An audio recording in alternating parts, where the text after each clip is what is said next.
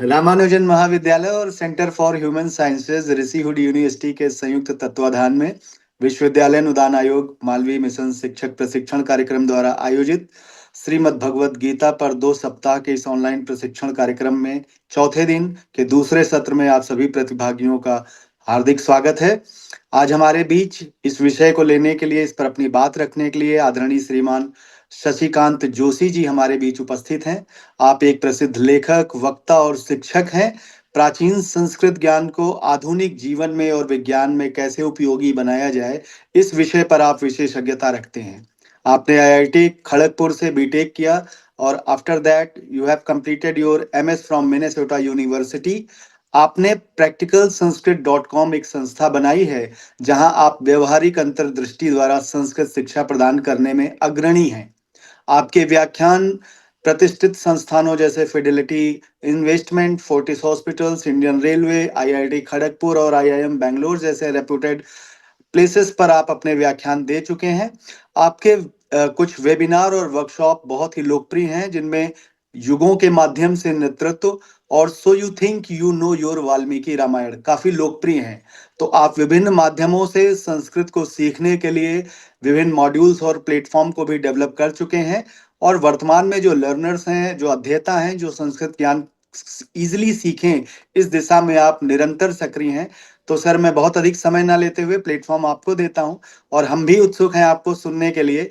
गीता का जो ये कर्म योग है, इस विषय पर आपकी जानकारी निसंदेह हमारे लिए बहुत उपयोगी हुई होगी। इसी आशा के साथ ये प्लेटफॉर्म मैं आपको देता हूं सर। धन्यवाद sir. Namaskar, Shailendraji, and everybody. So today is 11th February. We are going to do Karma Yoga Part 2.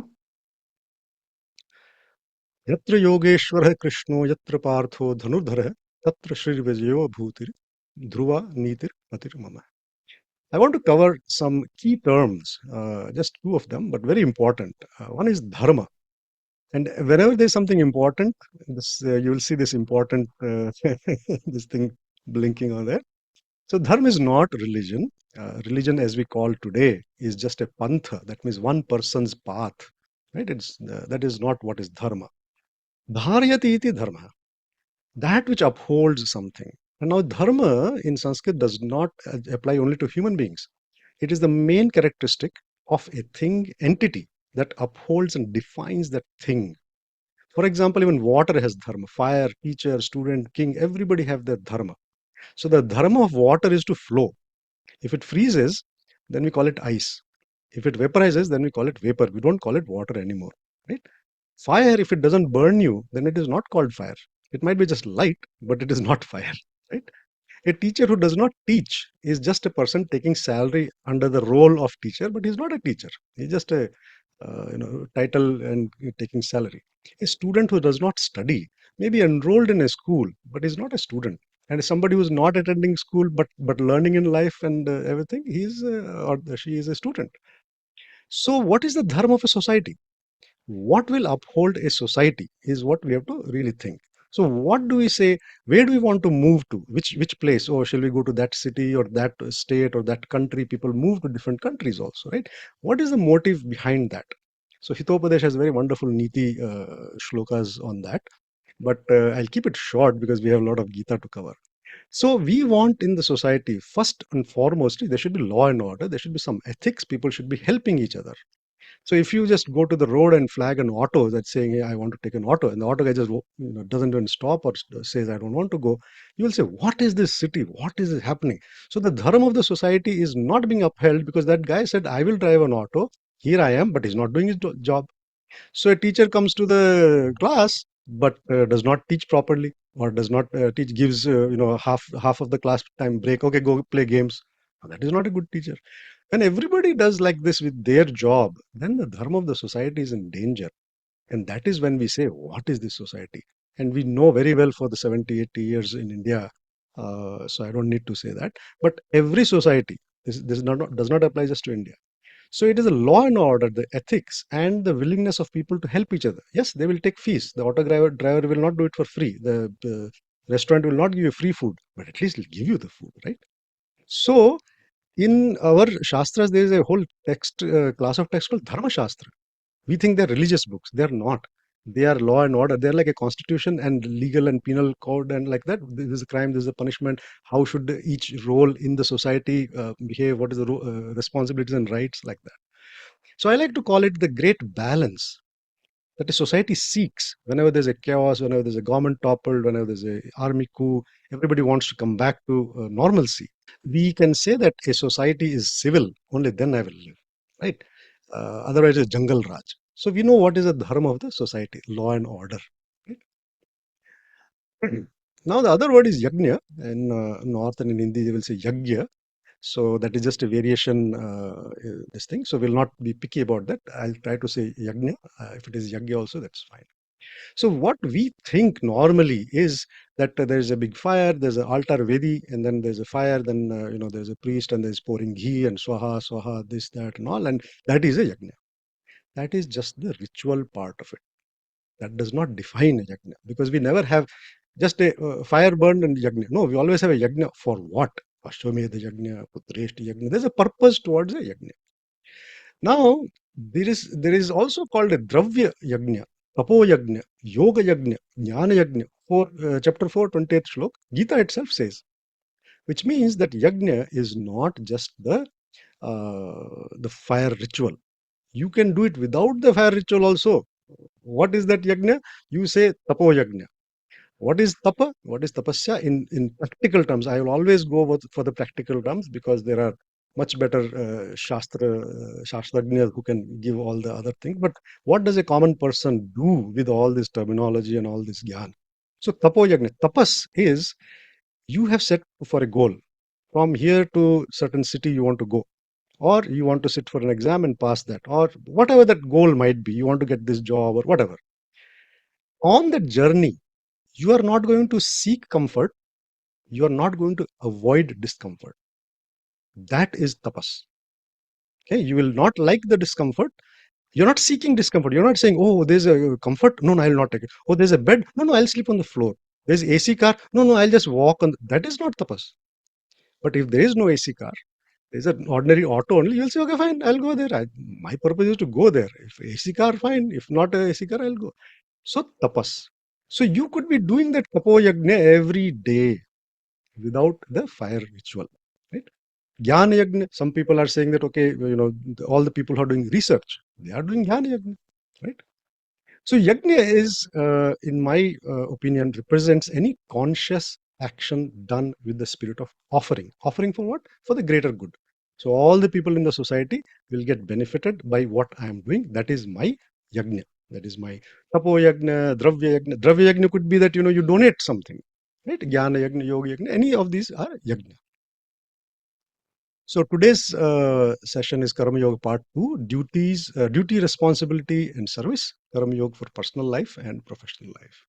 So we'll try to do some justice to all these 5 topics, but the core of Karma Yoga, which will applicable here, the theory is one, and then we'll see the applications to individual this thing.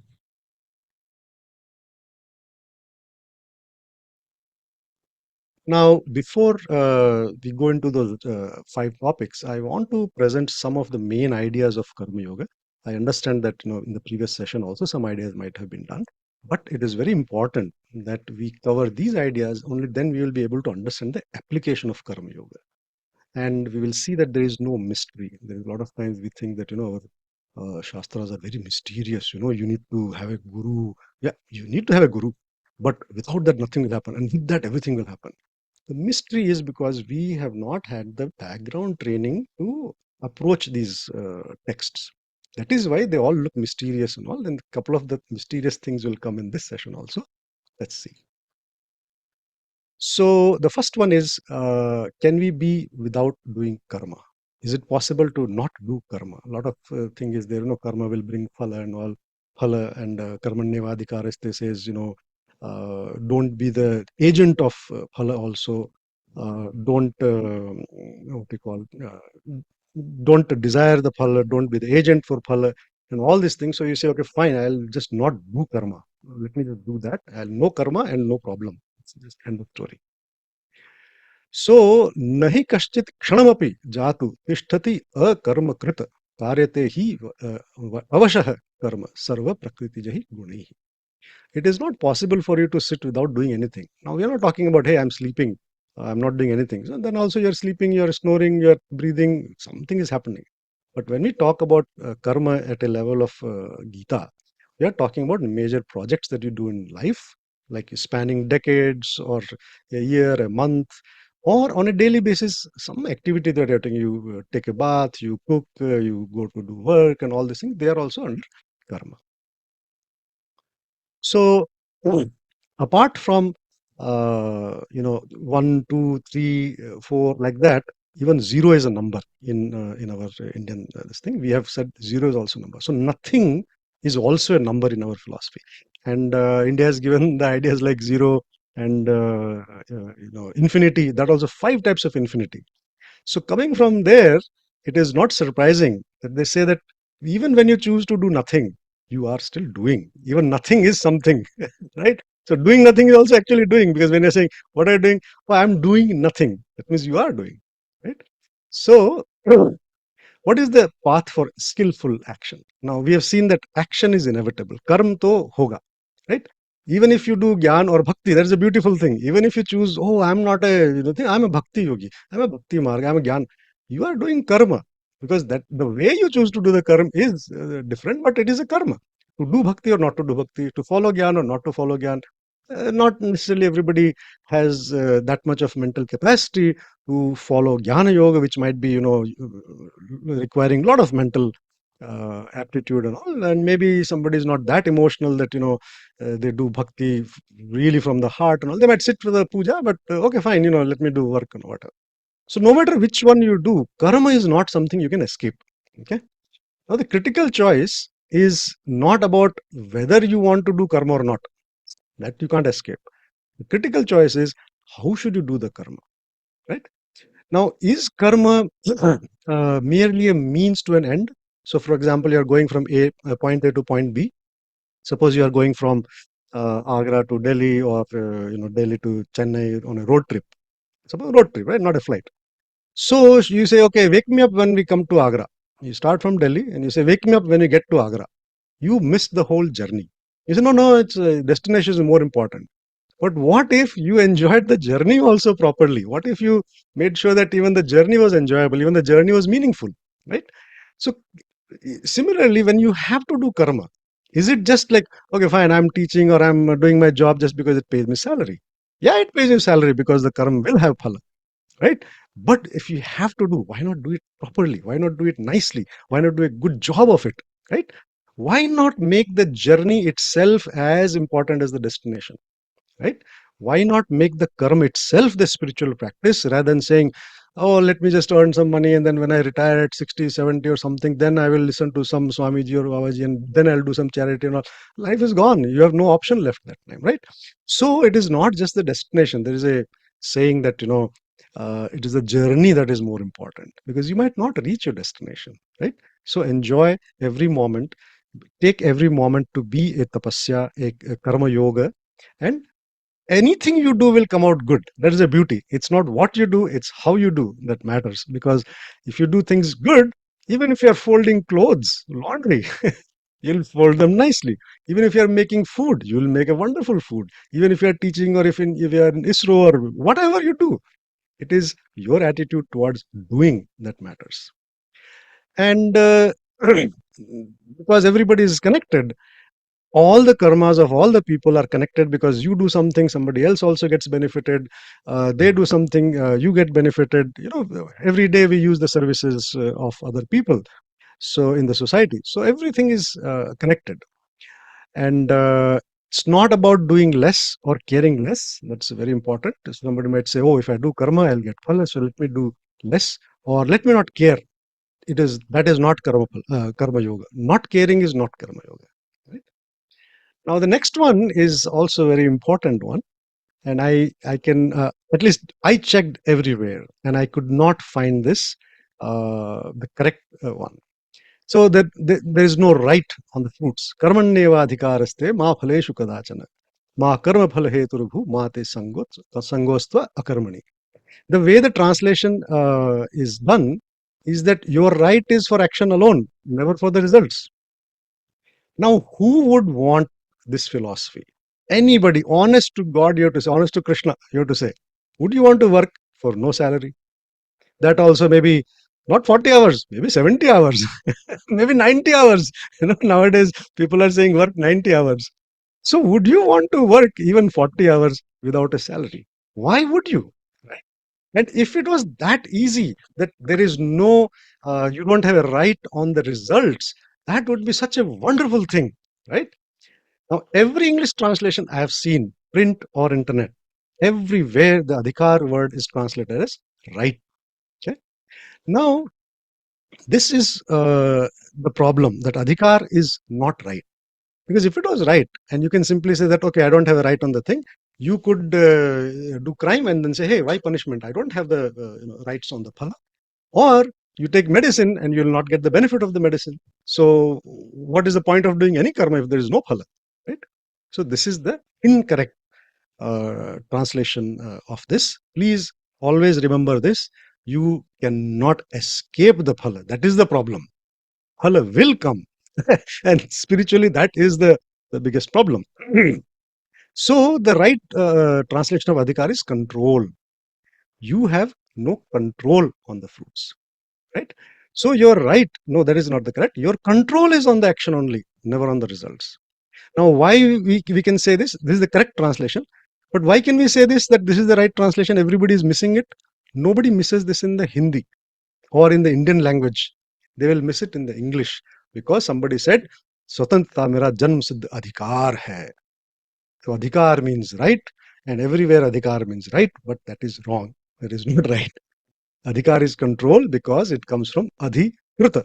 Adhi is under, krita is taken, done. So undertaken. So I have taken, I have seized. And we have words like adhikrita, adhikari, adhikar kshetra. So a government official is a sarkari adhikari, right? So he's not talking about right. He's saying I have the control over this jurisdiction, right? Like that. So you can only control what karma to do. The phal will come, and that is the problem statement in spirituality. That the phala attaches to you because you desire it, and that is where all the problem comes. So you cannot avoid the fruits of the action. If you sow a seed and the seed is good, there will be some fruits also from the tree. If the seed is not good, the tree will not come. You will water it, you will waste that. That also is possible. So you do karma with the, not proper karma. You don't get the proper results. You get, wrong results, less results, whatever. Right? But whatever you do, correspondingly, you will get the results.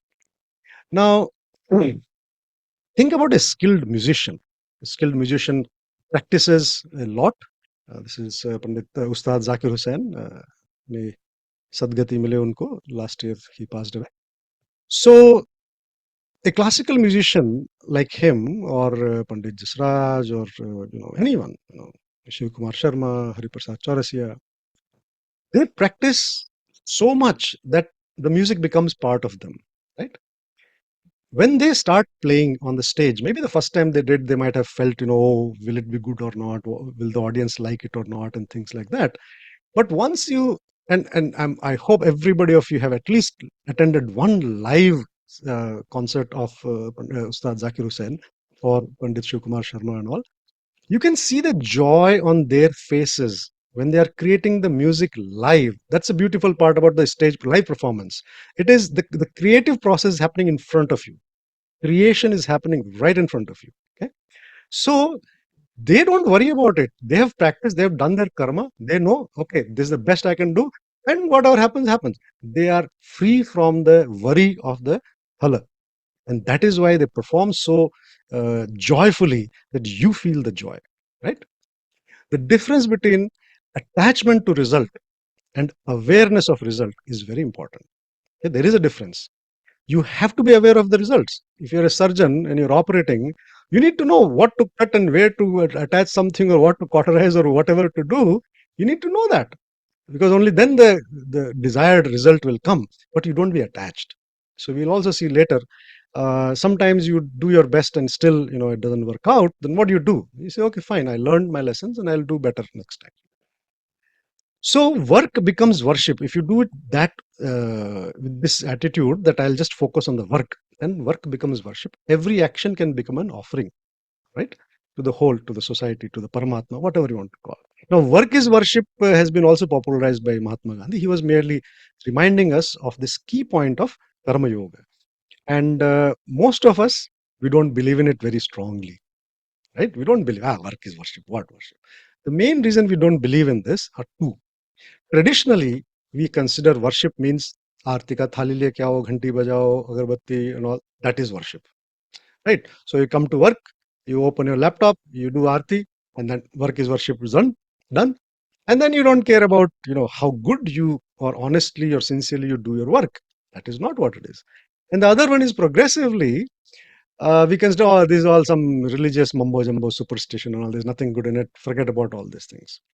But if everybody approaches their work with this mindset that work is worship, if I am going to work, let me do a good job. Otherwise, quit the job. No, don't do. Let somebody else do.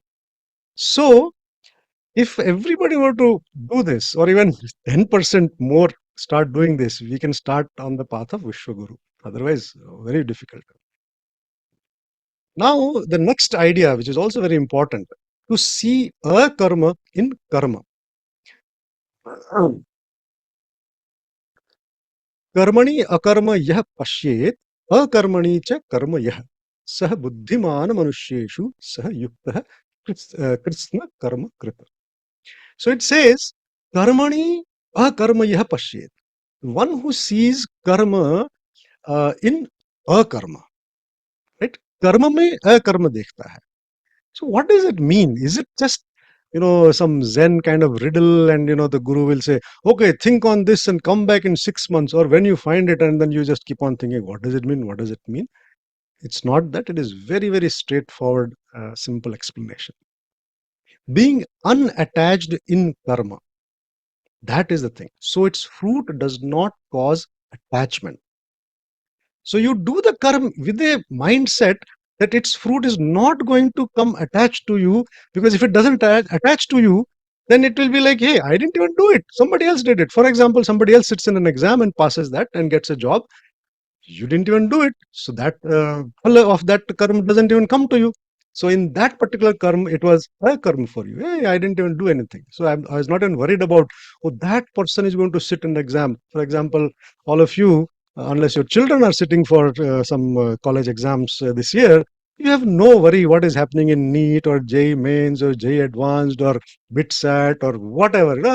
Okay, fine. Who cares? Because it is not your karma. You just don't even care. Paper leak. Okay. Well, okay. That's a different story. You guys are all are professors, academicians. I should take that back. But any karma that you are not, directly involved, you would say, whatever. So when you do your karma, which you are responsible for, you are bound to do it. That also you do with an attitude that I will do my best. Whatever that happens after that, there is no control because I already did my best. So that phala will not attach to you. So even though you do the karma, it will be like a karma to you. Phala will come. Those who have to get benefited will get benefited.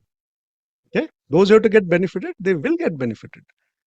You will not worry. That is the main thing. For example, and here is an example. So a diabetic person, suppose some guests are coming and your wife says, go to the sweet shop and get one box of gulab jamun, one box of jalebi, one box of this and all. You have been diabetic for say 10 years or 15 years. You have not been allowed to eat sweets. You have accepted it. Okay, sweets are not for me. Maybe children are asking for it, whatever. You go to the sweet shop, you will find the best rasgullas, best gulab jamuns, best jalebi, even though you can't eat it. Guests are coming. So when you did this karma, its phal did not come to you. Yet you did the karma very well.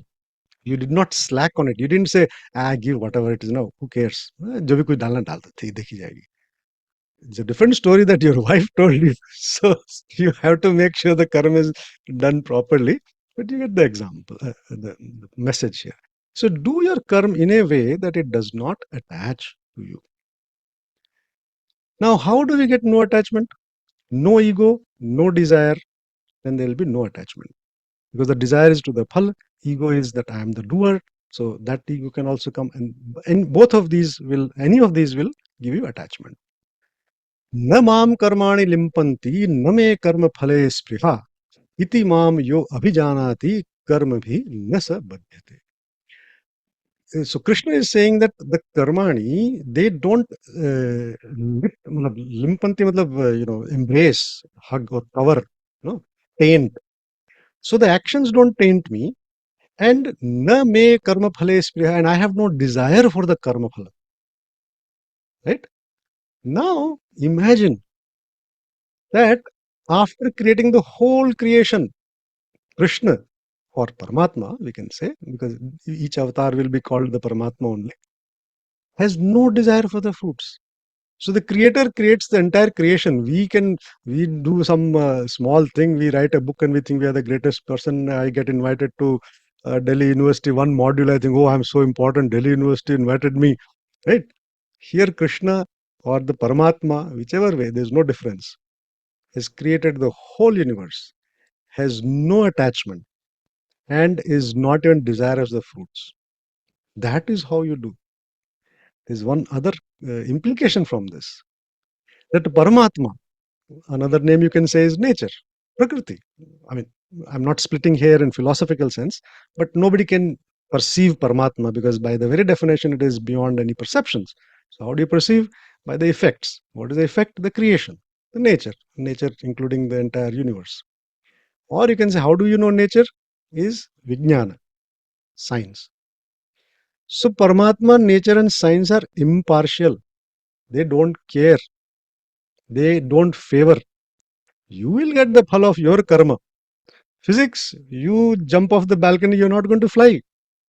Even Batman cannot do that. They might say it. Gravity will take you down, no matter small or big or heavy or whatever. So, in that sense, and there's a wonderful story about Vishnu ji in Vaikuntha. So, when the Rishi Kumaras they go to visit him, his Dwarpala Jaya and Vijay, they don't allow them because these Rishi Kumar are little, some 5, 7, 8-year old boys, no clothes also, completely naked. So they say, what is this? This is not some playground. Go, go, go. So these Rishi Kumars are shocked. Vaikuntha means without kuntha. There is no frustration. That means all your desires are fulfilled or all your desires are over. So there is no kuntha is Vaikuntha. Vaikuntha is not a particular loka somewhere else. It's a mental state where there is no kuntha, no frustration. So there is no anger.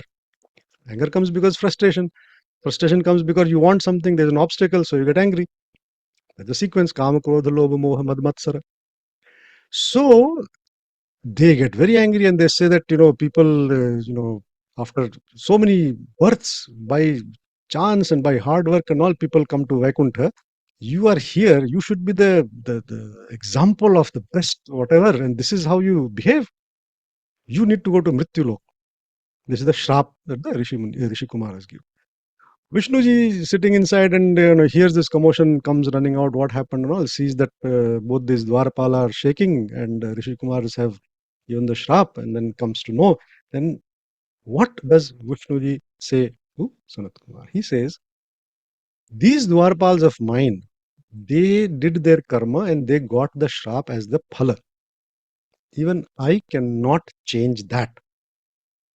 Okay, Vishnuji himself saying, I cannot change karma phala laws. But they're very dear to me. So can you do something that they come back quickly? That's all he can ask for. He cannot ask for the cancellation of the transfer. He just says, can you make sure they come back to this station faster? And then obviously they say that they will be doing so much of papa that you only will have to go down and kill them. And then because of that, they will come back to Vaikuntha again. So that is how the Hiranyaksha and Hiranyakashipu, and Ravan and Kumbhakaran and Kans and Shishupal, these three avatars of Jai Vijay happen, whom Vishnu himself in his avatars kills them.